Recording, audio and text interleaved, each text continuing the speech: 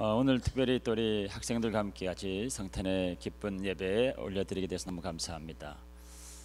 이렇게 우리가 성탄을 몇 주 전부터 이렇게 준비했습니다. 성가대는 성가대대로 준비하고 또 뭐 친교부에서는 친교부가 또 많이 준비하고 또 보이지 않는 곳에서 성탄을 준비하는 마음으로 또 기대하는 마음으로 기다리면서 준비한 많은 것들이 있습니다. 그렇게 우리 기대하고 기다리고 했던 것처럼 성경에 나오는 그때 당시 예수님이 탄생할 당시에도 여러 사람들이 주님의 탄생을 기다리고 또 준비하고 그랬습니다. 특별히 선지자들은 선지자들대로 예수 나실 것에 대해서 예언으로 오랜 동안 그렇게 예언하시고, 또 백성들은 백성들대로 그 메시아가 나기를 간절하게 기다리고 그랬습니다. 근데 막상 주님이 탄생하고 났을 때 그 탄생의 현장, 그 분위기는 그들이 기대하던 것과 생각하던 것과 많은 면에서 다른 면을 보여줍니다. 우리도 지금 기쁨으로 이렇게 성탄을 또 기뻐하고, 또 오후 2시가 되면 또 더 즐거운 여러 가지 이벤트를 우리가 또 준비하고 있는데, 그런 우리들의 분위기와 실제 성경에 나오는 이 성탄의 분위기가 꽤 많은 차이가 있습니다. 어떤 차이들이 있는지 말씀을 통해 좀 보려고 합니다. 첫 번째는 생각보다 성경에 나오는 성탄의 이야기가 너무 조용합니다. 그 캐톨릭의 성탄 미사, 교황이 주관하는 그 캐톨릭 성탄 미사는 뭐 세계적으로 방송이 돼가지고 떠들썩합니다. 온 세상이 떠들썩한 그런 성탄 분위기인데, 실제로 주님이 나시는 그 성탄의 그 분위기가 너무 조용합니다. 먼저 복음서의 기록을 보면 사복음서는 주님의 생애에 대해서 다 자세하게 기록하고 있는 것인데, 그 사복음서에도 이 성탄의 기사가 마태복음과 누가복음 외에는 나오질 않습니다. 마가복음은 바로 세례 요한의 이야기가 나오고요, 또 요한복음은 함축적으로 성탄에 관한 내용을 함축적으로 요약해서 말씀하고 있지만 성탄 기사 자체는 없습니다. 그러니까 복음서 복음서 중에서도 절반은 이 성탄의 기사가 없습니다. 그것도 참 의아할 정도입니다. 중요한 사건들은 다 보면은 사복음서에 다 나오거든요. 근데 예수님의 탄생에 관한 기사가 복음서에는 절반밖에 없더라는 겁니다. 마리아가 잉태를 하고 예수님을 출산할 때까지는 10달이 지났을 텐데, 그 10달이 되도록 그 사실이 알려지질 않습니다. 그 친족 엘리사벳 정도는 성령의 감동으로 알았다고 그러는데, 나머지는 알지 못하고 아무도 모르는 상태에서 예수님이 탄생하게 됩니다. 탄생의 증인들도 몇 되질 않습니다. 그 놀라운 사건이 역사적으로 벌어지고 있는데 그 사실을 만약에 알았더라면 수많은 사람들이 그리로 모이지 않겠습니까? 근데 몇 사람 그곳에 모이질 않습니다. 우리가 잘 아는 대로 동방에서 온 박사들 몇몇, 그리고 그 밤에 양떼를 치던 목자들 몇 명이 그리로 초대가 됩니다. 박사들이라고 해서 대단한 분들도 아니고 사실은 유대인들이 멸시하던 이방인들입니다. 이방 신을 섬기던 제사장이라 이렇게도 알려져 있는, 점성술가라고 알려져 있는, 그러니까 유대인들 입장에서 보면은 무시하는 사람들이죠. 또 목자들도 밤새도록 양을 채야 살 수 있는, 그러니까 힘들게 살아가는 그런 분들입니다. 그렇게 당시의 사람들이 별로 주목하지 않았던 그런 몇몇 사람들이, 그 박사와 목자들이 동시에 모였는지 아니면 시간차를 두고 모였는지는 명확하지는 않지만 어쨌든 합해봐야 몇몇 되지 않더라는 것입니다. 몇몇 되지 않은 사람들, VIP 같은 사람은 한 명도 없죠. 그런 곳에 짐승들 소리만 있는 그곳에 주님이 탄생하게 됩니다. 그 탄생의 현장을 목격했던 사람들, 딱히 그 사람들이 뭔가 기록을 남겼던 것도 없습니다. 너무 조용합니다. 탄생의 장소도 그렇습니다. 장소도 그 당시에 모든 종교의 중심, 종교 어떤 종교적인 면의 중심지가 예루살렘인데, 예루살렘이 아닌 아주 한적한 동네, 아주 작은 동네 베들레헴이라고 하는 곳에 태어납니다. 동방의 박사들이 별빛을 보고 한참 따라가다 보니까 예루살렘 근방까지 왔습니다. 그러고서는 아, 예루살렘이구나 하고 예루살렘에 들어가서 그냥 다짜고짜 사람들에게 유대인의 왕이 어디 계시냐 하고 막 묻습니다. 그래가지고 온 소동이 일어났다 그랬거든요. 그러니까 사람들이 예루살렘 근방에서 뭔가 항상 뭔가 일어난다고 생각하고 있었는데 그곳이 아니더라는 겁니다. 그래서 박사들이 가만히 다시 별빛에 주목을 해보니까 또 다른 곳을 가르치고 있는 겁니다. 그래서 따라가 보니까 그것이 이제 황량하고 외지고 조용하고 초라하고 작은 베들레헴이라고 하는 동네였습니다.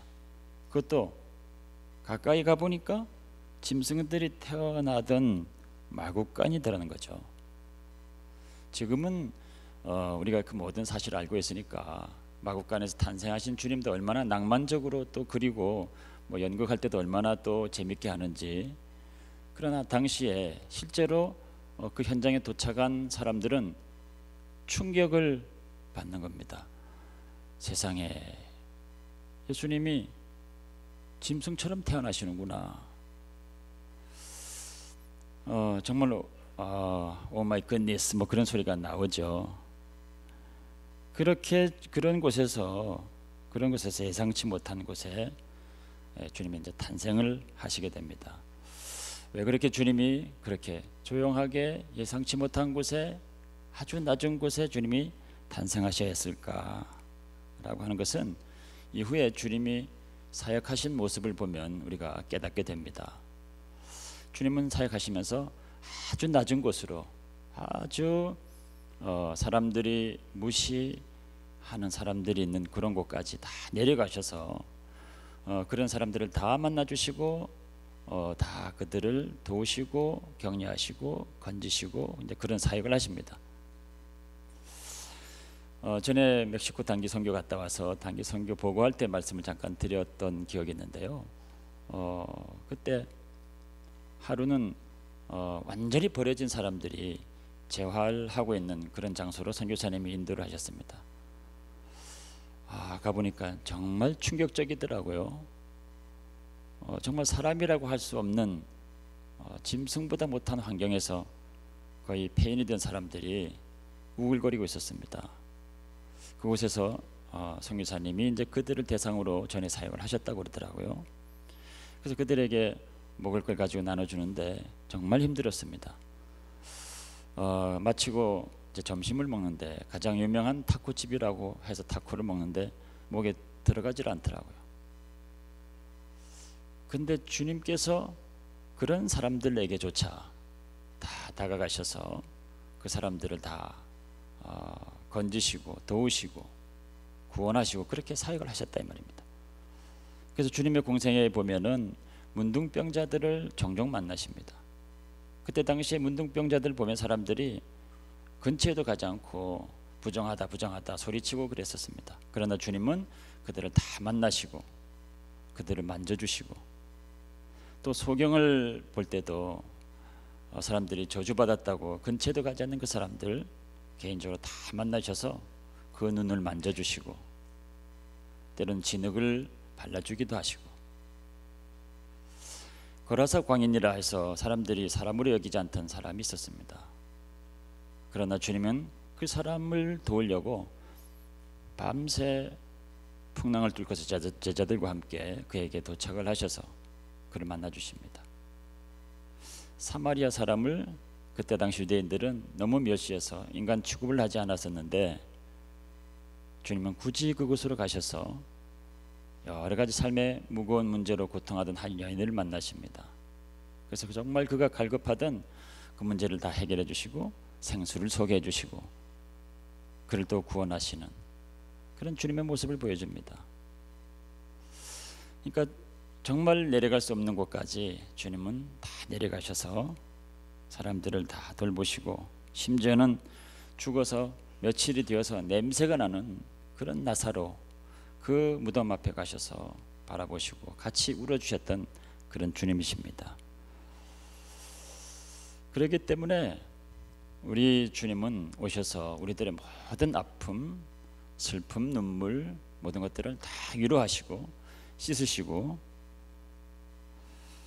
다 만져주셔서 우리도 그렇게 회복해 주시는 주님이시라고 하는 것입니다.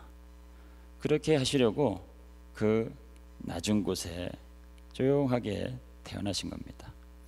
그 사실을 처음에는 사람들이 잘 몰랐습니다.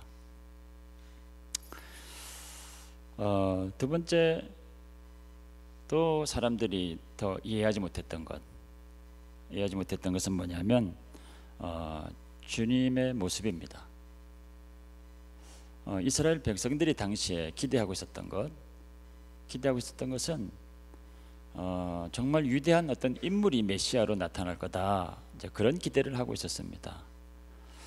나라가 좀 힘들어지고 여러 가지로 복잡하고 혼란 가운데 있기만 하면 선지자들이 나타나서 항상 예언을 하기를 메시아가 나타날 거다, 메시아가 나타나서 이 모든 혼란한 상황을 수습하고 해결할 수 있는 그런 메시아가 나타나게 될 거다. 그래서 당신들은 정신 차려라, 뭐 이런 메시지를 항상 이제 던지게 됩니다. 백성들은 근데 그런 얘기를 전혀 귀담아 듣지 않다가 실제로 이제 나라가 바벨론의 멸망을 당하고 그리고 포로로 끌려간 다음에 그 다음에 페르시아 제국이 들어서고 그 다음에 또 헬라 제국이 들어서고 그 다음에 로마 제국이 들어서고 몇 번의 이 제국이 바뀌면서 그들의 식민지로 전락을 해서 고통하고 신음할 때 그때 그 선지자들의 그 예언을 기억하면서 그 메시아, 자기네들을 그 모든 상황 가운데서 건져줄 그 메시아를 간절히 사모하고 이제 기다리게 된 겁니다. 그들이 기다렸던 메시아는 뭐냐면 한결같이 그들이 가장 번성할 때, 그들의 민족적인 자긍심이 가장 높았을 때, 바로 다윗 왕 시절이죠. 다윗 왕 시절에 그 다윗 왕 같은 그런 사람을 기억하면서 그와 같은 왕, 다윗 왕과 같은 모습, 그보다 더한 어떤 거의 아주 완벽한 그런 인물이, 사람이 메시아로 나타날 거다 하고 기다리고 있었던 겁니다. 근데 주님은 그런 사람이 아니라 말씀이 육신이 되어서 나타나신 겁니다. 다시 말해서 하나님이 사람의 몸을 입고 사람으로 나타나신 겁니다. 하나님이 인간이 되어 오신 거죠. 그들은, 이스라엘 백성들은 또 위대한 사람의 모습으로 어떤 메시아를 기다렸는데 정작 나타난 것은 사람의 몸을 입긴 했지만 하나님이 나타나셨다라고 하는 겁니다. 그래서 성령으로 잉태하셨다 그러죠. 성령으로 잉태하셨다는 것은 인간의 유전, 특별히 죄의 유전이 전혀 없다는 것을 뜻합니다. 그러니까 죄가 전혀 없으신 분입니다. 그래서 그 이름도 예수라 하라 해서 예수가 되었습니다. 그 뜻이 뭐냐면 자기 백성을 죄에서 구원하시는 분이라 그랬습니다. 그러니까 이 구원의 개념이 전혀 달라지는 겁니다.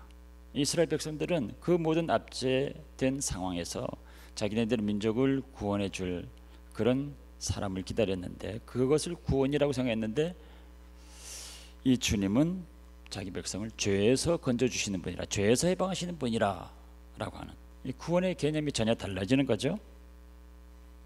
그러면서 또 다른 이름을 얘기하시는데 임마누엘이라 그럽니다. 임마누엘이라고 하는 뜻은 하나님 우리와 함께 하신다는 뜻이죠. 근데 하나님 우리와 함께 하신다는 것이 너무나 당연한 것 같은데 그때 당시 이스라엘 백성들은 그것이 굉장히 어려운 개념이었습니다. 하나님은 완벽히 거룩하신 분이고 사람은 완벽히 타락한 사람들이라 사람들이 하나님을 보면 그 즉시로 즉사를 하고 하나님을 도저히 볼 수 없는 존재라 그렇게 여기고 있었던 때입니다. 근데 그 하나님이 우리와 함께 하신다는 겁니다. 하나님이시지만 사람의 몸으로 연약한 아기의 모습이지만 육신으로 그 하나님의 영광을 다 둘둘둘 다 감으셔서 그냥 사람들 곁에 오셔도 괜찮은, 사람들이 보아도 괜찮은 모습으로 온 것입니다. 그게 사람들 머릿속으로는 그 개념이 이해가 되질 않아서 하나님이 어떻게 사람이 될 수 있는가, 사람이면서 어떻게 또 하나님일 수 있는가, 이게 이해가 되질 않아서 이후에 기독교가 세워진 이후에도 한동안 신학적인 논쟁이 되기도 했습니다. 그러면서 이제 만들어진 것을 기독론이라 그럽니다. 하나님이 사람이 될 수가 있고 그래서 사람과 같이 함께 거할 수가 있다라고 하는 거예요. 그런 신학적인 그런 복잡한 얘기를 떠나서 정말 이 하나님이 사람이 되셨다고 하는 것, 하나님이 사람이 되셨다고 하는 사실이 뭐냐면 하나님께서 우리를, 나를 그렇게 사랑하셨다고 하는 뜻입니다. 왜냐하면 그런 모습으로 오셔야 우리와 함께 할 수 있고 우리와 대화할 수 있고 커뮤니케이션 할 수 있고 친구가 될 수 있기 때문에 그런 거죠. 여러분들 중에서 애완견, 개를 좋아하시는 분들이 많이 있으시죠. 그 개를 너무 사랑해서 내가 이 개와 이야기도 좀 하고 또 친구가 되어서 좀 잘 살아야 되겠다 해가지고 내가 강아지로 태어나리라, 그렇게 결심하시는 분이 있으신가요? 그런 생각을 하시는 분이 있다면 우리가 정신없는 분들이라 이렇게 얘기하죠. 근데 주님은 진짜로 그렇게 하셨다는 겁니다. 하나님이신데 피조물인 우리 육신의 몸을 그대로 입고 우리에게 나타나신 겁니다.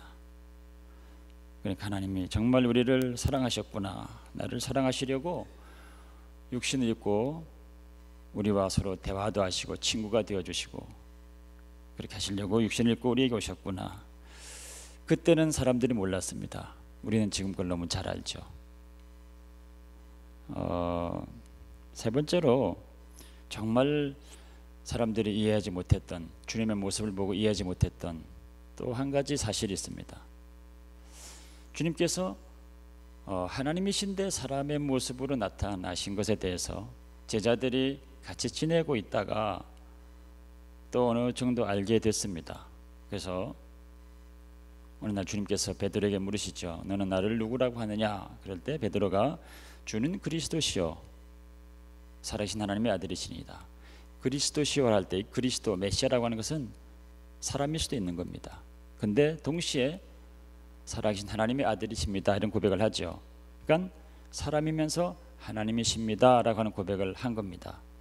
베드로가 성령의 감동으로 주님이 인간의 몸이시지만 하나님이시라고 하는 것을 알 수가 있었습니다.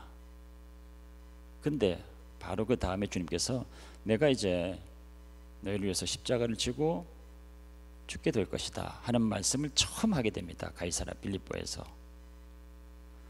그랬더니 그 용감한 고백을 했던 베드로가 깜짝 놀라면서 절대 그런 일이 있을 수 없습니다